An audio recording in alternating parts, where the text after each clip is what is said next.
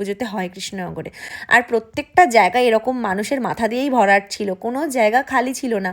প্রত্যেকটা পুজোর ভাসানের নিয়ম হচ্ছে সাঙে করে বা গাড়িতে করে যে ঠাকুরই যায় না কেন সে ঠাকুরকে আগে রাজবাড়ি ঘোরানো হয়, তারপরে মেন রোড ধরে মানে পোস্ট অফিস, মিউনিসিপ্যালিটির মোড়, চ্যালেঞ্জের মোড় ধরে ঘাটের ধারে নিয়ে যাওয়া হয়, তারপরে ঠাকুরকে ভাসান দেওয়া হয়।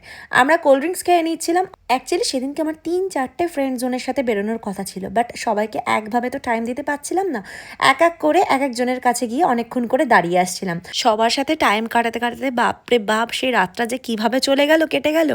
যাই হোক, সেই সময়টাও ওইখান থেকে মানে লোকালিটি থেকে একটু বেরিয়ে ঘাটের ধারে এসেছিলাম। আর দেখো ঘাটের ধারে পর পর ঠাকুরগুলো যেভাবে সাজানো থাকে, অন্য ভিডিওতেও তোমরা দেখেছো, এর আগের বছর ভিডিওতেও তোমরা দেখেছো যে এইভাবে ঘাটের ধারে ঠাকুরগুলোকে সাজানো থাকে নিরঞ্জনের জন্য। কালী পুজোর সব ঠাকুর দেখে ওঠা হয় না, কিন্তু ভাসানের সময় সব ঠাকুরকে পরপর দেখতে পেয়ে বেশ ভালো লাগে। আর তার সাথে কৃষ্ণনগরের ঐতিহ্য সাং। বলো ভিডিওটা কেমন লাগলো?